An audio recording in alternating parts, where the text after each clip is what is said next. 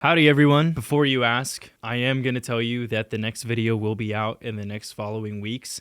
It's on a game and it's probably going to be the worst thing that I have ever worked on. So really, if you were hoping to get some kind of news on it, I hate to disappoint you. It's going to be really bad. But you can look forward to the one after that. I'm hoping that the one after that might be better. But this one for sure is going to be the worst video essay I've ever worked on in my life. And because it's on a game, I wanted to just make this as a post of logging in all the stuff that I ended up playing in 2024. For some context about like what's going on here in the background, I am visiting home for the holidays. I basically just came back here and installed a bunch of blankets, and there's like a rug below me to allow for it to be possible for me to record audio in this room, because there's just like way too much echo going on here whenever I did try to record before that. So I have like a blanket back here and then one that's behind the camera that I just stapled onto the wall before even trying to like record stuff for this video that I've been working on. But I basically wanted to do this as a way to log all the stuff, all the games that I played in this last year. Although honestly, I'm just going to admit the fact that this is only the games that I played during the second half of 2024. I don't even remember what I was really doing during that first half. I think I was just working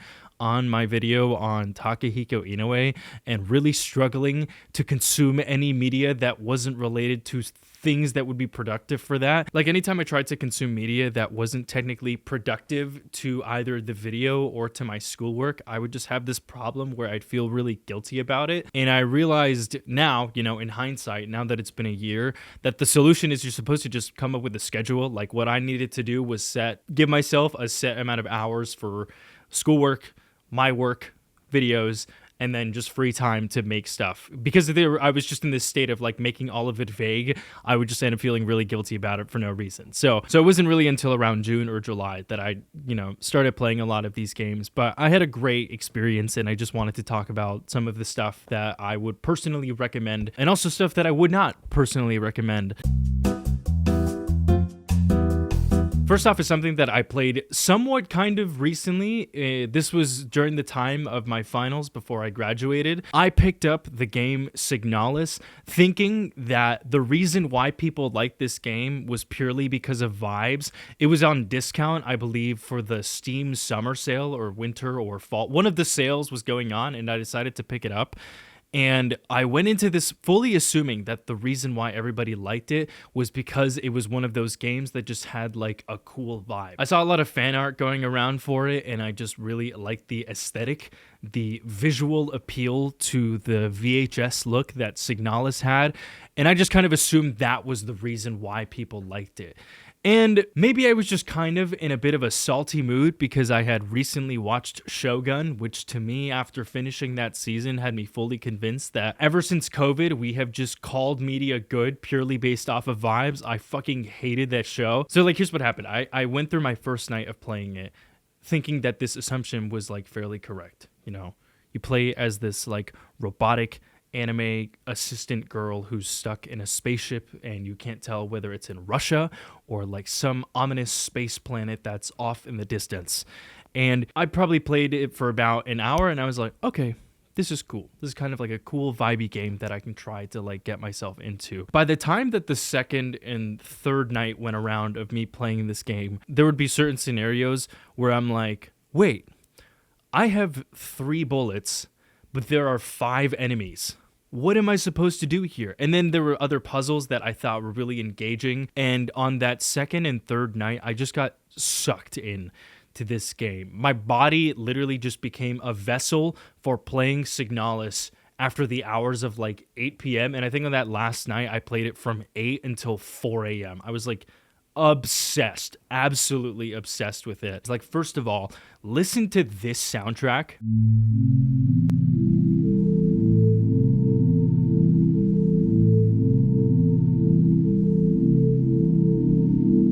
And then listen to this soundtrack.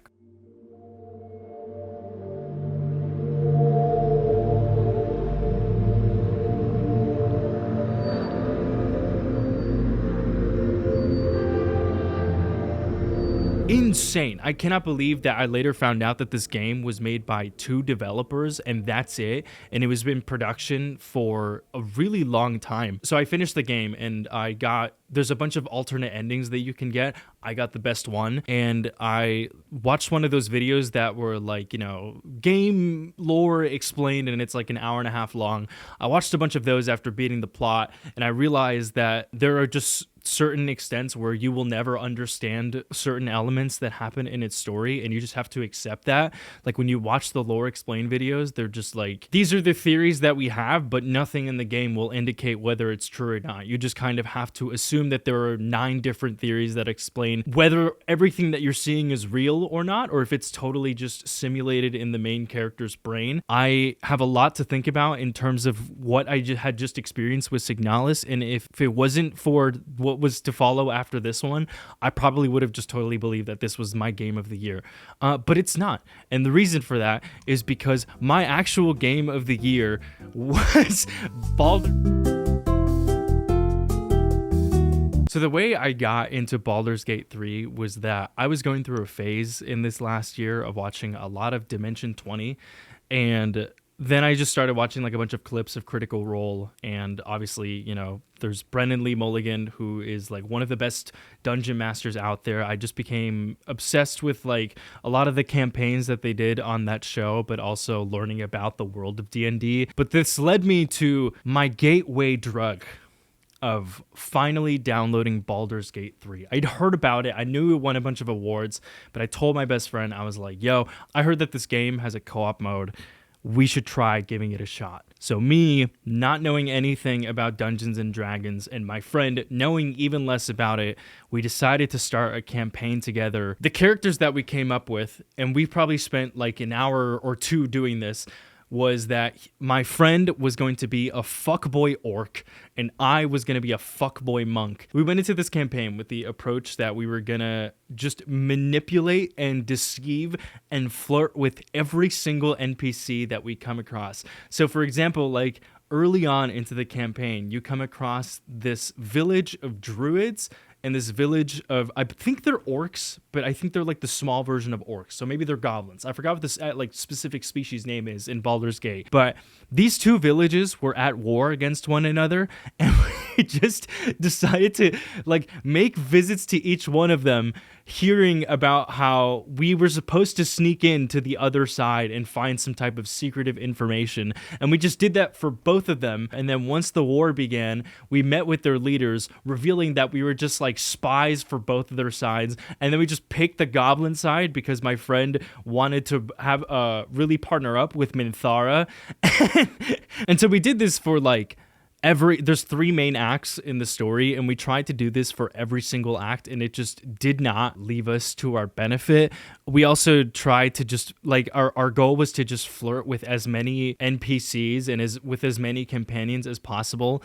This also did not work out in our favor because like half of the possible characters you're supposed to unlock were just killed off because of some of the stupid decisions that we made. And this approach also like bit me in the ass so badly because the companion that I was stuck with was with Shadowheart, who at the beginning I was really mean to, and then by the end of the campaign she just like friend zoned me super hard. So, but all of this to say, I had a great time. Magic pulses from the parchment. Ooh. What was once script is now an obliterated scrawl. It's a book on You have a finance. sense these are names. Me put money in S&P 500. New meat rider. Meat Rider? Meat Rider? That is so much damage. Clench of the North Wind. Who allowed for that name to be canon? God. Wait. We can talk later. Wait! What? The whole point is so I can get closer to her, bro! Draws one to Like, come a on! moth to light. That's my job! Run away. You have to wait! I can't move fast! Your mic peaked like 9 times there. We played this game for about 70 hours, and that was just for one entire campaign.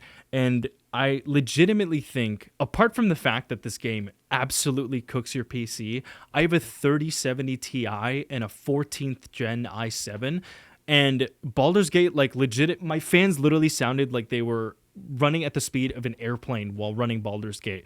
So, but apart from that, the experience of playing this game was legitimately like something that I dreamed of when I was a child. Like when you read books that are based in fantasy, you imagine a world where you could one day play a video game that is like the closest to emulating that type of experience. And I think Baldur's Gate is that. I think for any of the people who have gone out of their way to actually play this game, they've all agreed that this is like the closest we're ever going to get.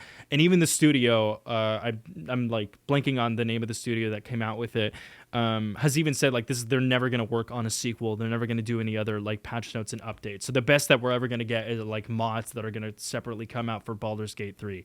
But man, oh my God, man. I likely will not have the free time to be able to do another campaign like that with my best friend, but we're totally planning on doing a part 2 where he's probably going to be a bard and I am planning on doing a run as a druid. Genuinely, there are very few things in my lifespan where I feel like I could go back, where I wish I could go back and experience something like that for the first time. But that was genuinely, I have so many of the funniest moments ever getting to do this campaign. The fact that like there's a clip like this. I am the one that came to you in your dreams. Oh my God. Me. Okay, talk to me. I'm confused.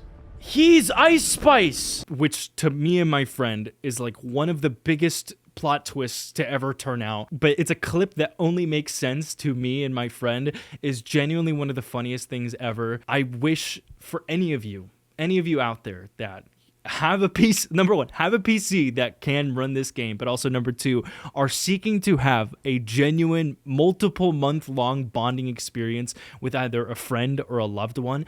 I highly recommend you go out of your way. You spend the money, because studios like this should be supported for taking the time to come out with a game like Baldur's Gate 3. You should absolutely do this. It's a lot, but I highly recommend it. Easily my game of the year. I literally was making this list and I was like, which one actually was my favorite? And I was like, oh, it was probably Signalis. And then I forgot that multiple months of my time span went away because of Baldur's Gate 3 that I would never take back. I'm probably going to do that again over the summer. But yeah, next game. So the other one that I came across was Noita. I bought this on stream about, I think this was around the time of October, like mid-October, late October. And I really just did not get it at first. I also got this on sale during the fall, and it was around for around $7. So I just didn't really see a big deal about it. But I heard that Noita was like one of those hard roguelikes that I was supposed to check out. You get told all the time, you're supposed to play Hades, Risk of Rain, and then there are other ones like Dead Cell and Enter the Gungeon, and in that equation is Noita.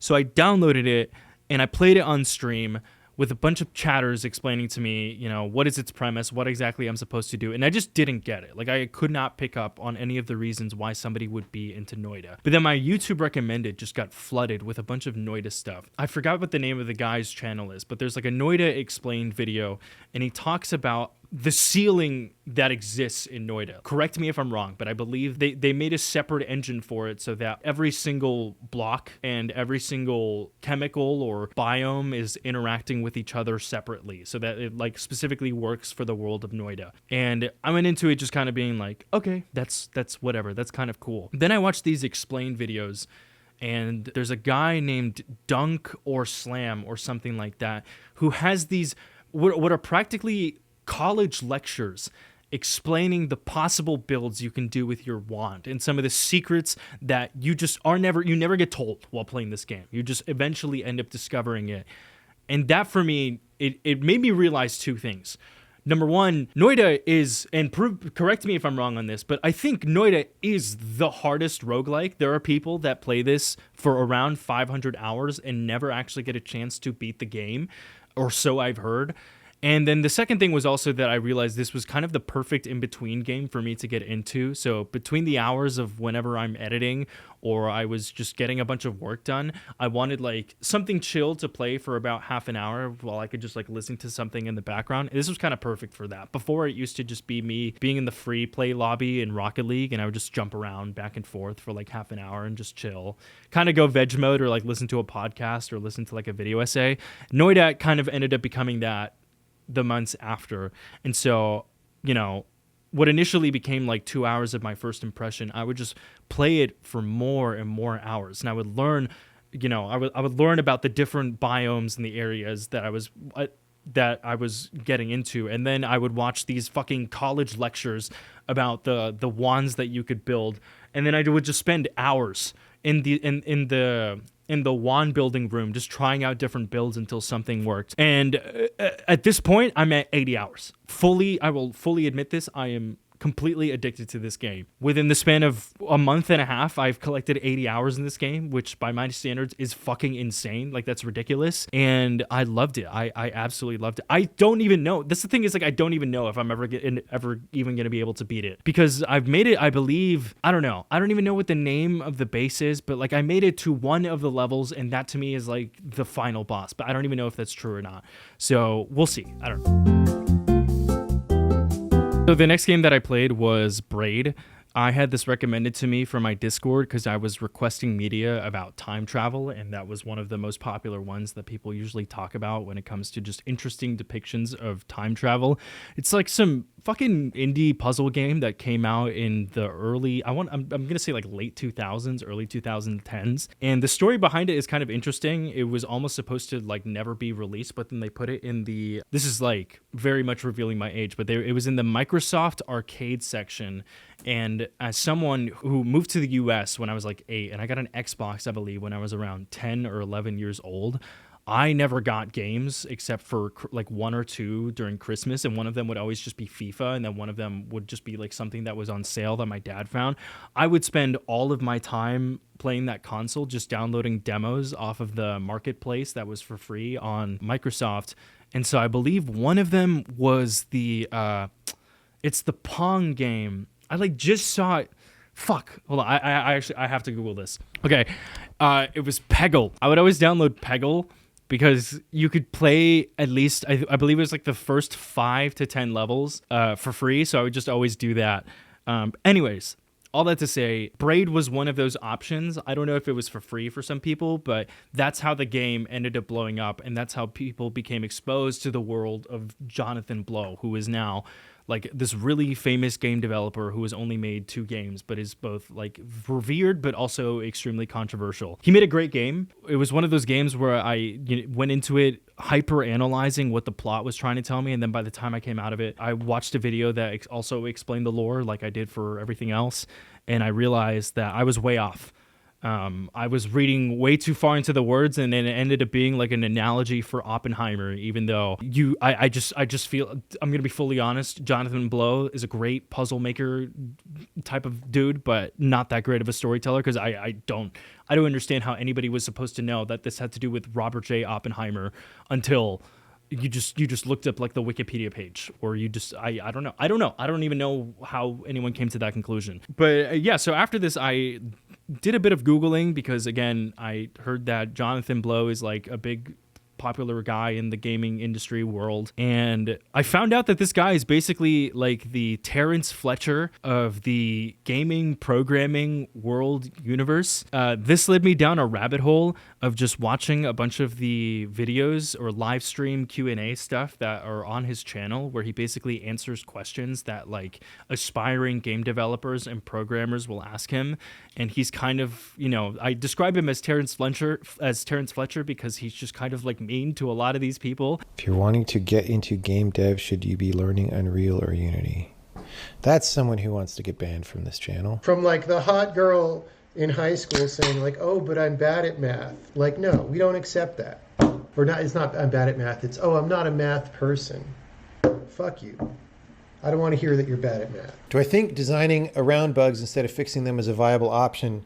Yes, if you want to be mediocre and suck and die sad, then yes, that's an option. Like, I don't mean this in like a bad way. I think everybody's allowed to approach their craft or their professional work with whatever approach they want. So I don't necessarily like even mean to say this as a bad thing, but this made me learn something that I didn't even know it was a thing. But I didn't know that there was like a programmer hustle culture. Like, it's not like a Sigma grind set type of attitude that people have whenever they're programming, but I just didn't know that there was crossover between people that read books like Atomic Habits and The 6 Pillars of Self-Esteem, who are also in the world of programming, which then leads to clips like Jonathan Blow talking about his work like this. Like, listen, okay, let's get this down here right now. If you think that the current very bad state of software is something that is unavoidable and that cannot be fixed, and it's just, oh, it is what it is, and you wouldn't do any better, and nobody could do any better than what's there, just leave the channel. I don't want you here. I'm very serious about that. Go take your mediocrity fucking somewhere else.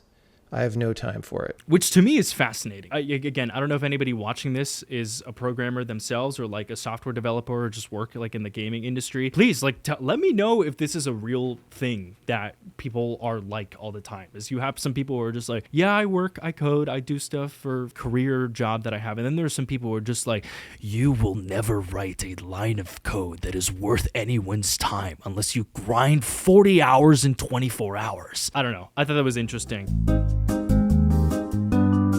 The game that I played after was the other thing that Jonathan Blow had made, which was The Witness. And The Witness is a fucking, like, the perfect puzzle game. There's no dialogue. There's not even, like, music. You just walk around a map and you just solve grids that have different rules about how you can connect the line from one end to the other. And it starts off stupendously simple. And there are, I believe in order to beat the game, there are about 80 hours of puzzles to solve. And I just, every now and then, like I would just solve some shit, go around the map, find even harder ones. And the progression in how difficult some of these puzzles get is like insane. I would literally just spend like half an hour staring at my monitor with my journal, just gridding out like different ways I could solve this one. And then I would hop on a Discord call with my friend and we would just stand there. He'd just be like, Alex, hear me out. What if the grid is based on the tree in the background? And I'm like, get the fuck out of here. Like, that's fucking stupid. And then I try it and I'm like, dude, the puzzle is based off the trees in the background. And the game does this shit like this all the time, where you actually aren't able to solve it by just staring at it. You have to like look around. It's the phrase think outside the box, but it's like think outside the game. To be able to like progress through this, you legitimately just have to stand there and just think and just see what comes up in your brain. And then eventually, I don't know, like he specifically designed it so that you can just eventually come to the conclusion. If you just spend enough time staring at the thing and thinking about it, it's really fascinating. It's like easily the best puzzle game I've ever played in my life. I think here, let me check how many hours I have. I think I have like a little over 20 hours. 17 hours. I have 17 hours in it, and I think I have about half the puzzles done. Again, which scares the shit out of me because most people say that it takes about, I think Jonathan Blow said that it takes about 80 hours to complete everything, like even the Easter eggs. And that scares me because if I'm halfway through, there's still 63 hours remaining. I cannot even fathom how insanely difficult some of the upcoming puzzles are. I haven't gotten around to it. I've taken like a little bit of a break, but I'm sure at some point I'm just gonna, crack my knuckles and get ready to just solve this shit out of some puzzles. Okay, to roll up my sleeves, get my hands dirty, and solve some fucking puzzles. Okay, but yeah, it's a good game. It's a good game. Jonathan Blow, interesting guy, very interesting guy. The game that I played after, I'm now realizing that this is not in any type of sequential or chronological order. I'm just kind of like babbling on about whichever games I played. I played the Elden Ring DLC. I played it literally immediately when the DLC came out, and I believe I beat it. It took me around like a week and a half to maybe 2 weeks. And that was quite an experience, both good and bad. Good because it is ginormous. I don't really know anything that I could add, given the fact that it's the most popular DLC that came out in 2024, and it's the most popular game to come out. The way that I realized how popular this game was my YouTube Shorts, like recommended feed, was showing me like Sigma male grind sets of Elden Ring footage. Like it would be a character that has like the Nakiba, the like super long katana, and they're just walking. And it's in black and white and slow motion, and he's just like, stepping aside, like dodging the boss and just like one-shotting his enemy. And that made me realize like, okay, this game is for 14-year-olds. Like 14-year-olds are obsessed with this, which is my indicator of like, this is a very popular game. Like Elden Ring, the Dark Souls series for the longest time was always like, up there for, you know, if you love gaming, you have to be like into Dark Souls. Like it's such a defining sector of the gaming community. And once Elden Ring came out, I realized that the game is so popular that it's like the everybody game. Like it's the fucking Avengers Endgame of video games. It's just that popular, not in like in a bad way. But anyways, all of that to say, I got into the DLC, and similar to what it feels like to play Baldur's Gate, I think the DLC is one of those games where it feels like I had dreams about that when I was a child. I remember there's one game that made me feel like that was going to happen, and I think I was like 13. It was like a Lego open world game where it came out on PC, and I remember playing it thinking that was going to be it. But then they had to cancel the game because little kids were just building blocks in the shape of a dick around this map, and so they canceled the game. Yeah, there's not really anything new that I could add to the discussion about what has come out from the DLC. It's very beautiful. It's ginormous. It's literally just like a separate Elden Ring that you get to play. I believe my hours in total now are, let's check, I have 240 hours in total. That is fucking insane. But it was great. I loved it. I would just say that for all the good, that there also were just some things that were pretty annoying. I believe I liked about half the bosses, and I really, really, really had no interest in about the other half. My favorite being Midra, the headless giant orb of fire, flame, old, painful, whatever, dude. That was, I love the soundtrack for that. And then obviously there is Mesmer. I would say those two are probably my two favorite fights that like genuinely would probably be my two favorite boss fights to ever come out of Elden Ring or just any video game series ever. But other than that, I could feel that about halfway through my playthrough of the DLC, I could tell that I was getting a little bit sick and tired of just seeing the same exact delayed attack patterns. And after a while, it just kind of gets old. I believe I started to fight the boss that was on the horse. By the time that I saw him do that, I was like, this is getting so fucking old. Like, this game needs to rely on other creative ways to make me remember boss patterns, because it felt like stupid to me. And then there's that fucking rhino, the guy who like rides the bull or the boar. There's that one attack that you just can't dodge. Like, they just decided to make it without it being dodgeable. So like a lot of the problems were highlighted to a point where I think also in my personal life, by the time I made it to that last boss, I won't spoil who it is, I just was really struggling to even feel motivated enough to finish it, because, you know, again, that year I was struggling with the idea of, you know, enjoying my free time and consuming media purely just for fun and not having it be related to work or with the intent of doing it for work.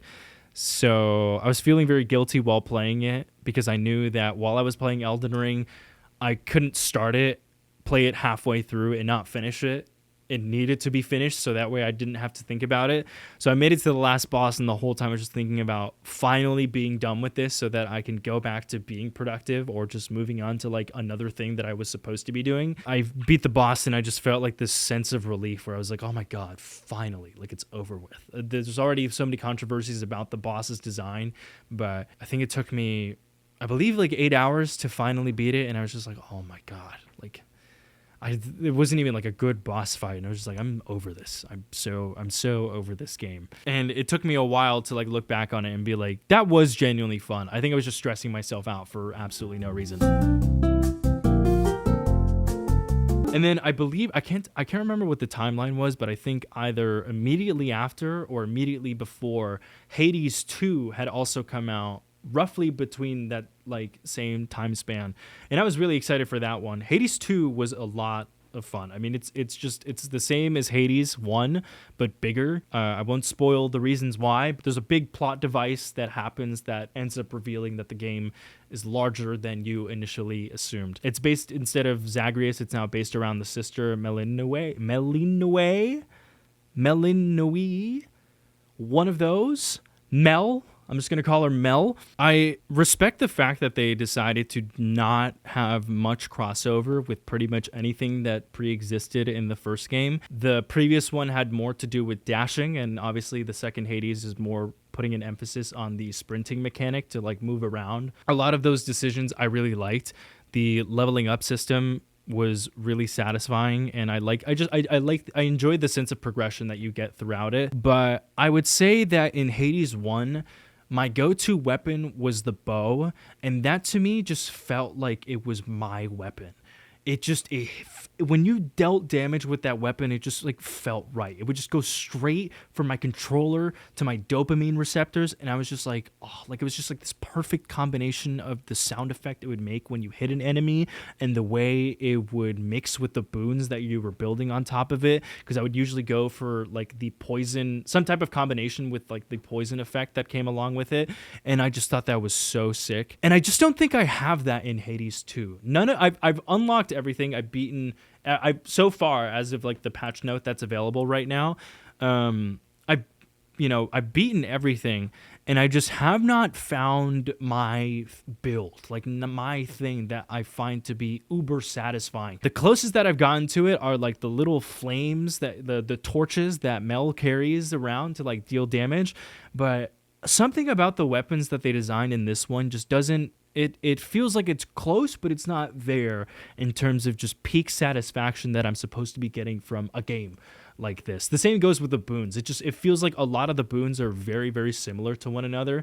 And so I don't feel like I'm doing a build. I'm kind of just getting certain boons that make me stronger, and it doesn't really matter whichever one I pick, which kind of sucks. I don't know if I necessarily like that.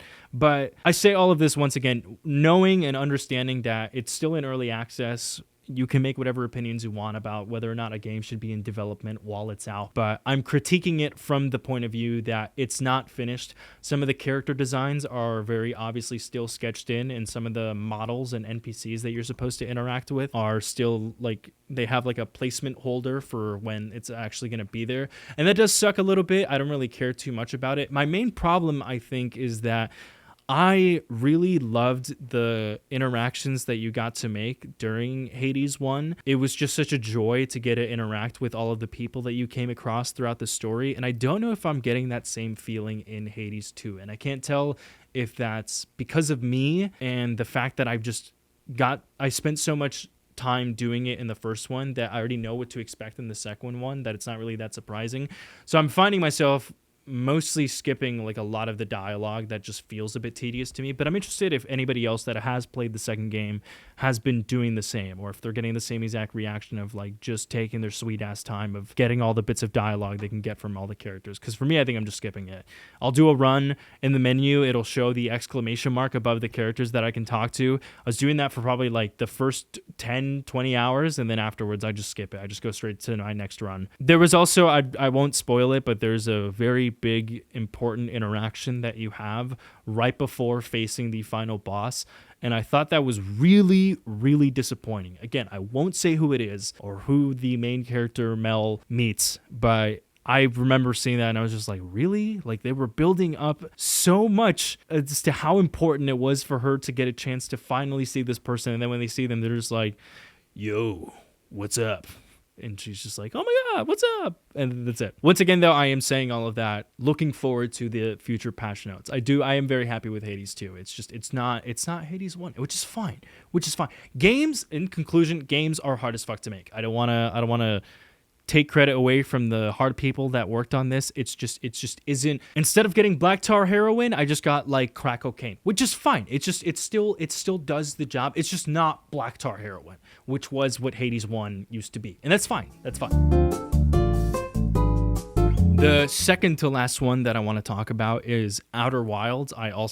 This is a very popular game that got recommended to me during the point where I was asking people to recommend me time travel stuff. I loved it from the get-go, from the very beginning. I could gradually feel myself getting more and more addicted to the space exploration of Outer Wilds. I could imagine that when this game came out, it was such a shocking breath of fresh air to play a game that is just allowing you to explore space, and you can do it to whatever extent you want. You can go straight to a planet that you're not even supposed to have access to. You could technically solve all of the puzzles immediately, like as a speedrun. I don't know. But you're supposed to like find all of that out for yourself, and I really appreciated that. My only problem, and this is not me critiquing, it's actually just like a cry for help. So I have progressed through a majority of Outer Wilds, and the reason why I know that is because there's like a deck that you can see for all the stuff that you've discovered. And my deck is almost completely full, but it's not full. And I'm kind of like stuck.